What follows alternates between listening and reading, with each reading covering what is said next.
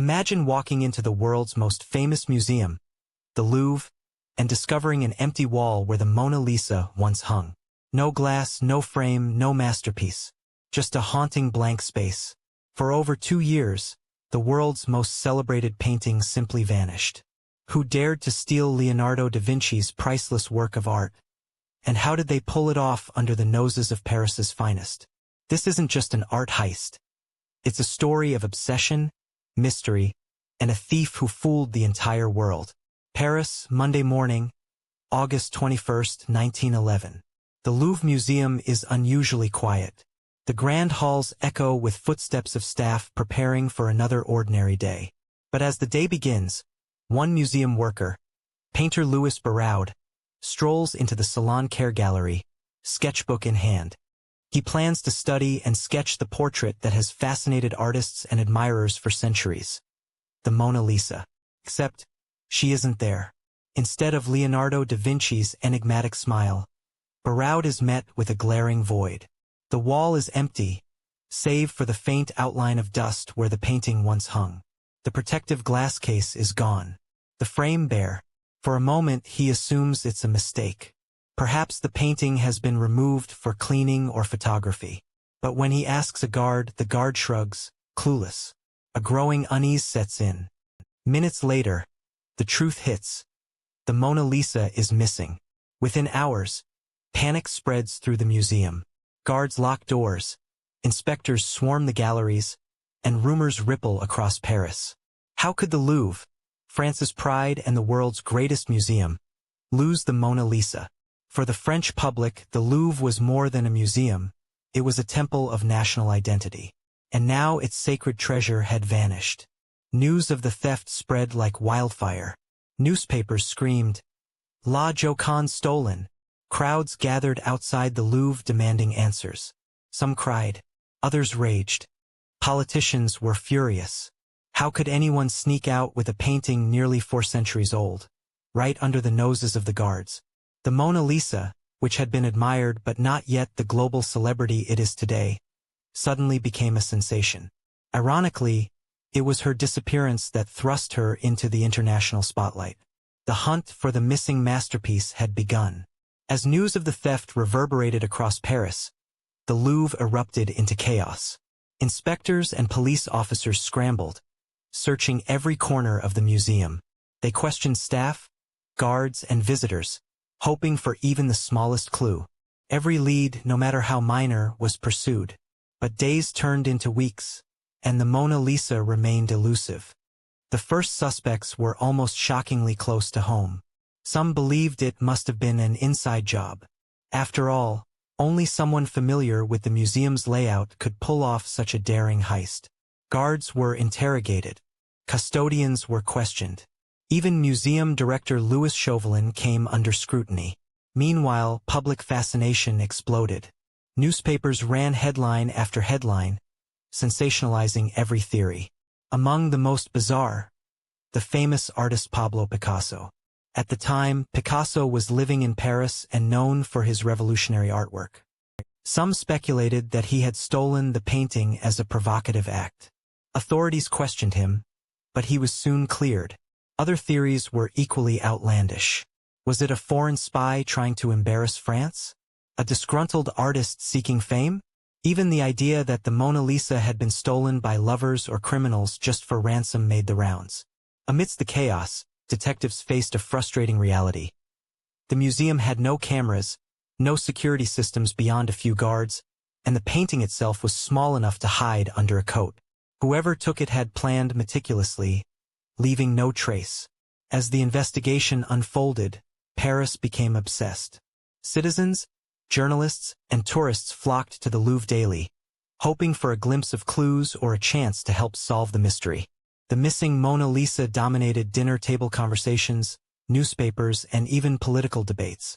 Ironically, the theft that caused despair also fueled curiosity and adoration for the painting.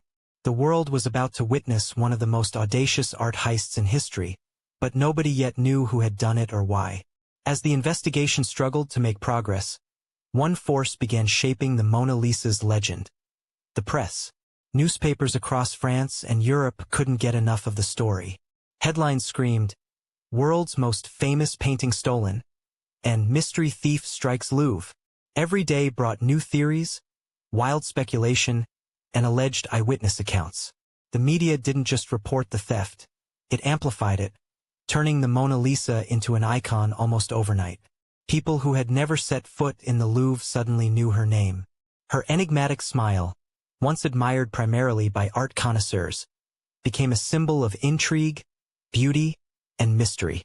Public fascination exploded. Cartoons, sketches, and satirical prints appeared, imagining daring thieves and secret plots. Amidst this frenzy, the investigation hit frustrating dead ends. Leads turned cold. Suspects like Picasso were questioned and released. Some accused rival nations of orchestrating the theft. Others blamed ambitious criminals hoping for ransom. Yet all roads led to uncertainty, and the painting remained hidden. Interestingly, the theft unintentionally elevated the Mona Lisa's status. Before the heist, she was a respected masterpiece but not universally known. By disappearing, she captured global attention. Suddenly, the painting wasn't just art. It was a cultural phenomenon, a mystery that the world wanted solved. The press obsession also pressured authorities. Police and detectives faced scrutiny not only from the public but from political leaders demanding results. The theft had become a story bigger than the Louvre itself. By the time weeks passed, the Mona Lisa had transformed from a famous portrait to a legend. Everyone was talking about her, imagining who could have committed such a bold act, and wondering when, or if, she would ever return. This was the stage on which the real story would unfold. A tale of ambition, patriotism, and a simple man who believed he was doing the right thing. While the world speculated about criminal masterminds and famous artists, the truth was far simpler and far stranger.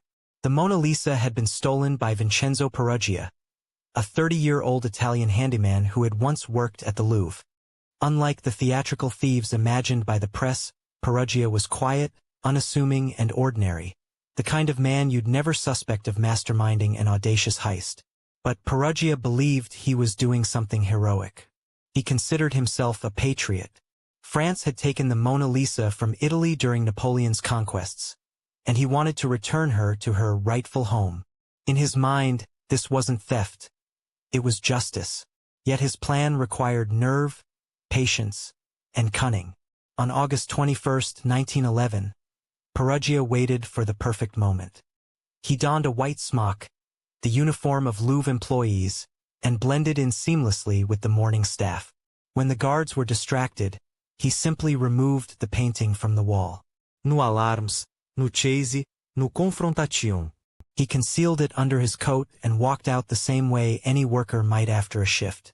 Peruggia's success lay in simplicity. He didn't overcomplicate the crime with elaborate schemes or accomplices. He exploited the museum's lax security and the trust placed in its employees. The Mona Lisa, small and light, was easily portable. But even the most careful planning didn't prepare the world for the shock of her disappearance. Once outside the Louvre, Peruggia smuggled the painting to his modest apartment in Paris. There, hidden in a trunk, the masterpiece would remain out of sight for over 2 years. During that time, the world continued to speculate, obsessed with the mystery, unaware that the culprit was living quietly among them, waiting for the perfect moment to step into history. After successfully removing the Mona Lisa from the Louvre, Vincenzo Peruggia faced the challenge of keeping her hidden while maintaining his story. For over 2 years, the painting was tucked away in his tiny Paris apartment, carefully wrapped to protect it from light, dust, and prying eyes. To outsiders, it seemed as though the mystery would never be solved. The world was captivated by the audacious theft, yet the true culprit remained invisible. Peruggia, however, had a plan. He believed the painting should be returned to Italy, and he imagined presenting it to a museum or a wealthy collector. Driven by patriotic fervor, he also hoped the act would elevate his own place in history. But moving such a famous work was risky. He could not simply walk into a gallery and hand it over. Suspicion would immediately fall on anyone attempting such a bold transaction. In 1913, Perugia finally tried to sell the painting to an art dealer in Florence. He claimed he had inherited it and suggested it belonged in Italy.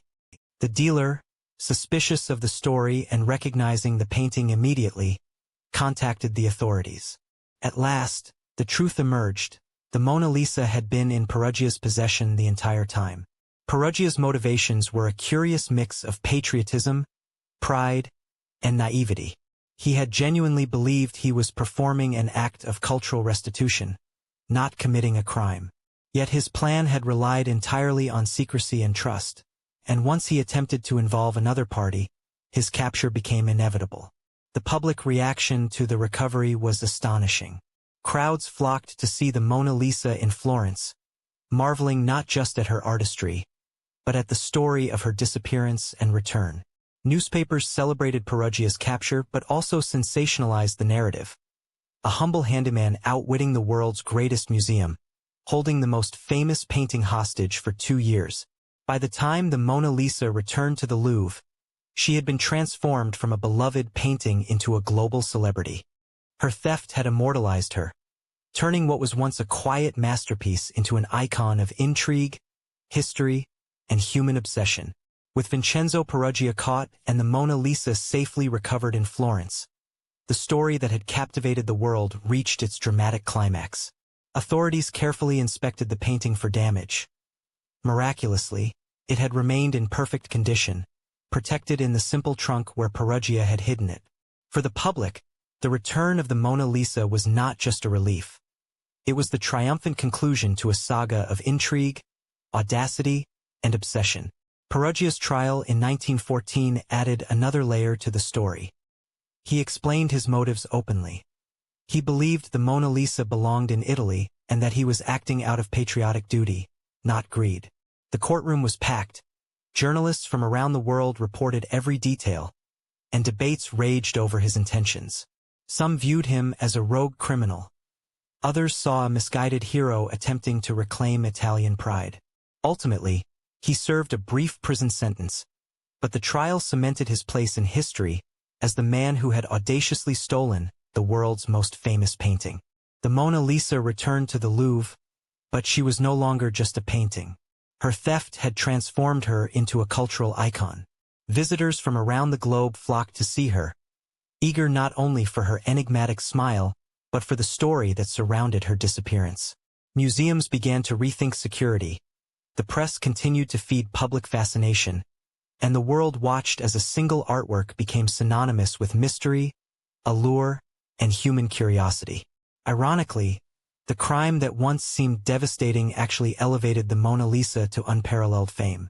Before the heist, she was admired by art enthusiasts. After, she became a symbol recognized by millions worldwide. Vincenzo Perugia's bold, seemingly simple act had unintentionally created a legend, a testament to how a single event can transform history, culture, and perception forever. The Mona Lisa's smile now carried more than artistic mastery. It symbolized the intrigue of human ambition, the thrill of mystery, and the enduring power of stories that captivate the world.